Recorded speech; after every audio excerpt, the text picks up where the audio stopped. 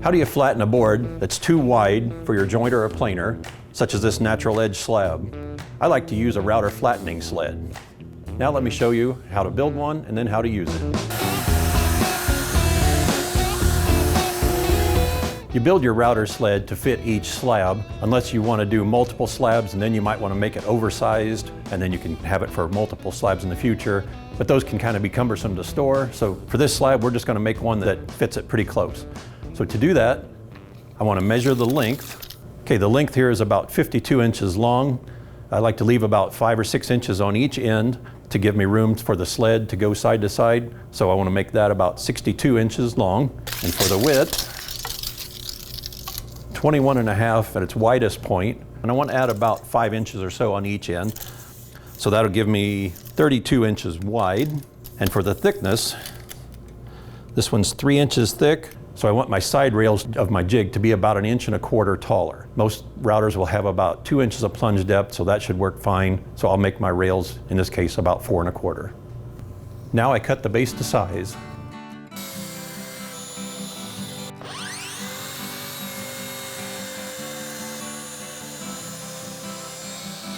Next, I cut the rails to width.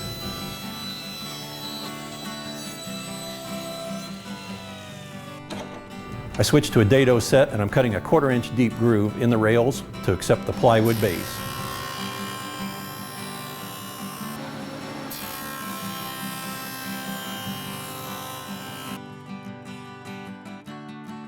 Now I cut the carriage rails and fences to length.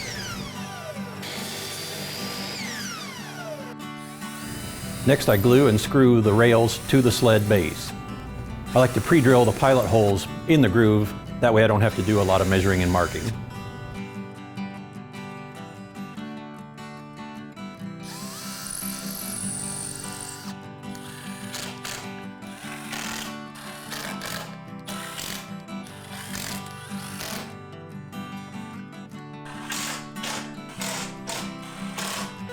I route a 1/16 inch roundover along the rail edges just to soften those sharp edges. And then I sand the top of the rails so the carriage will slide back and forth smoothly. Okay, so now we want to build a carriage for our sled. This is the carriage that the router will ride on, and it varies with each sled and with each router. So first of all, we want to measure how long do we want this.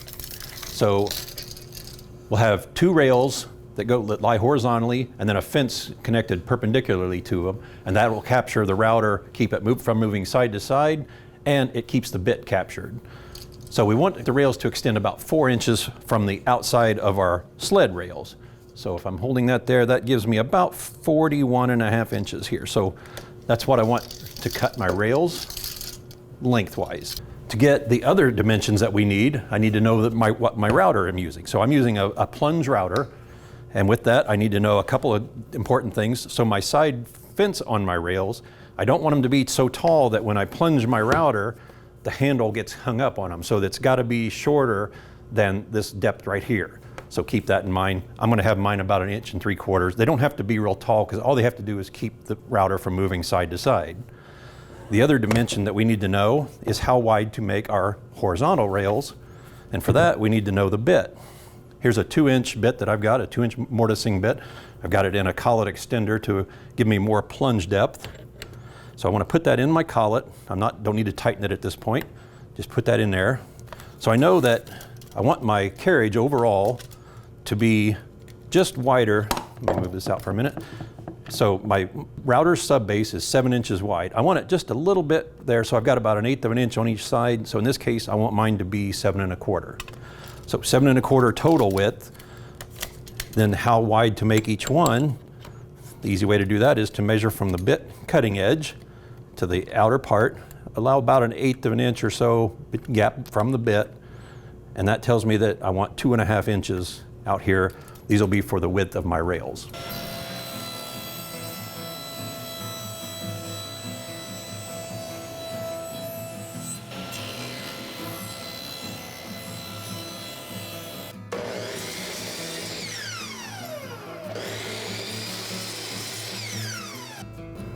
Now I attach the fences to the rails with glue and brads.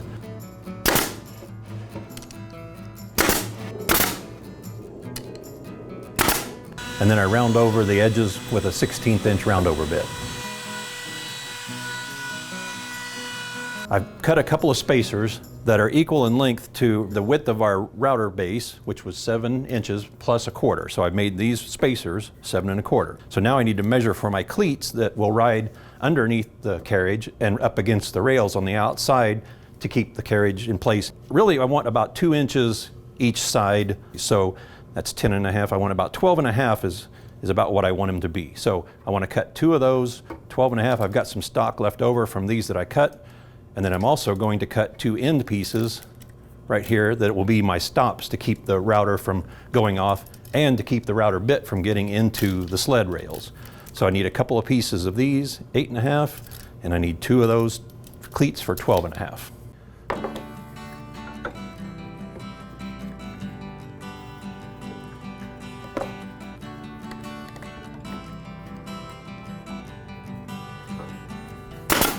After attaching the end caps to the end of the rails, I round over the edges with the 1/16 round over. I centered the carriage on the sled and squared it to the rails. Then I clamped it to the sled. Then I took one of the cleats and put 2 layers of painter's tape on one edge to build in spacing for after assembly. Then I glue the cleat and rub it in place to the carriage and tack it in place with some brad nails. I remove the tape and then route a 1/16 round over along the edges of the cleats. Okay, to use my router in this carriage, I need to make a new plate that replaces the sub base from the router. And to do that, I'm going to use a piece of 1/4 inch clear acrylic. So when I cut this one to size, so what I want to do here is I want it to be just a little bit narrower than my gap here so that it slides freely, but yet doesn't go too much side to side. And as for the length, I need to figure out how long I want to make it. So I'm going to be basing that on the size of my bit, where I want to put that. That's got to go somewhere about in here. And then I'm also going to put a dust collection port on here. So I'm going to have to drill holes for both of those, for the bit and the dust collection port. But I also want it to be long enough to act as a stop when we go up here to keep the bit from getting into the side rails on the sled. So for me, the length of that is 14 inches. And now I want to locate where I want to mount the router because I don't want that bit to get into the side rails. So I've taken the router sub base and laid it on here, and that tells me exactly where the bit will go through. And then I can also use that to mark the holes for mounting. So when I look down through here, I want to make sure that I'm clear of the side rails and that I'm centered side to side and I'm good to go. Then I can also show where I want to put my dust collection port. For drilling the acrylic plate, I used a 2 1/2 inch hole saw for the large holes. I used a countersinking bit for the router mounting screws, and I use a 1/4 inch twist bit for the dust hood mounting. Okay, now let's attach our plate to the router.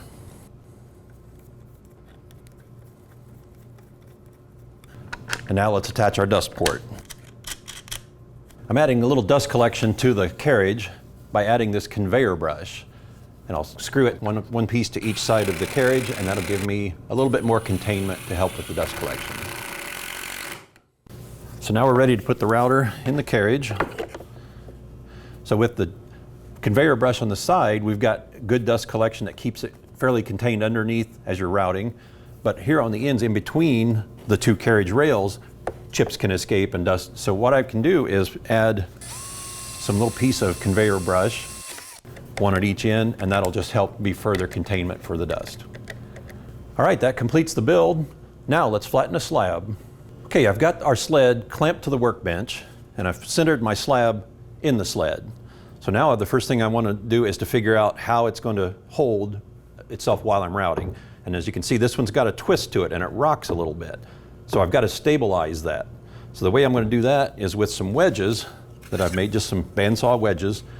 And I'm going to put these under there to try to level it. And I don't want to just put it one side down to maximize the thickness after we're done. I want to kind of do about half on each side. So I want to take out some there and then put another one in under here. Okay, that's got it pretty stable, but I want to put a few more just as backups here just to help. Just push these in until you feel resistance and then stop. If you push them in too far, then that's only elevating it again. So that feels pretty good. Now we need to anchor it in place so the slab won't move side to side or end to end.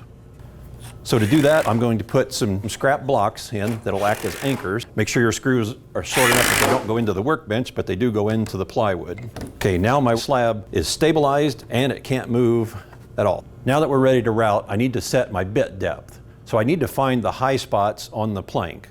So first I'll just kind of feel and see if I can feel any.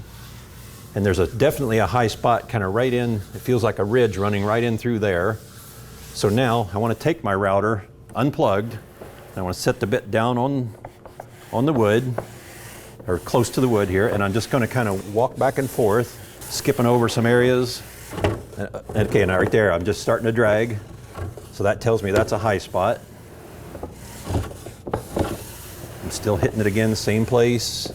Okay, now I went over it without hitting, so that seems to be the high spot right in the middle. Okay, we're pretty good there. So that's my high spot. So I want to go back here, and there's my depth. So what I want to do then is turn my turret stop and then to the highest point, and then I want to drop the stop rod onto it, but then I want to come back up about 1/8 of an inch so that when I come back and get ready to start on the end, I can drop that stop rod down onto the turret, and I'll be cutting about 1/8 of an inch deep at this high spot.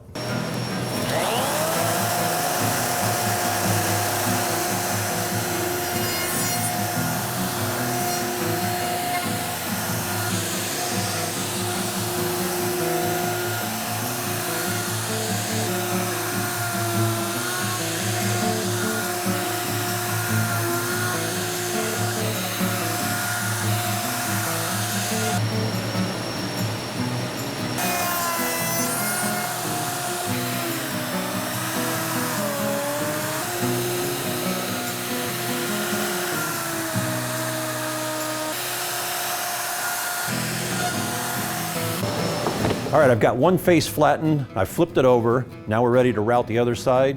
And because that face is flat and resting on our sled, I don't need any wedges now to stabilize it. So all I need to do is put the cleats in place to hold it so it doesn't scoot around, and then we can start routing.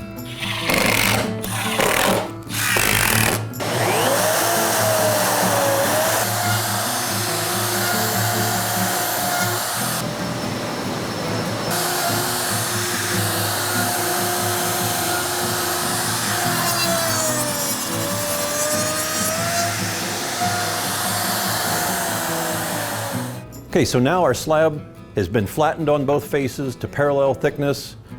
All you need to do now is sand the top smooth, get some 60 or 80 grit sandpaper, take it to your final finish, and then continue on and turn it into a table or a bench or whatever project you're working on.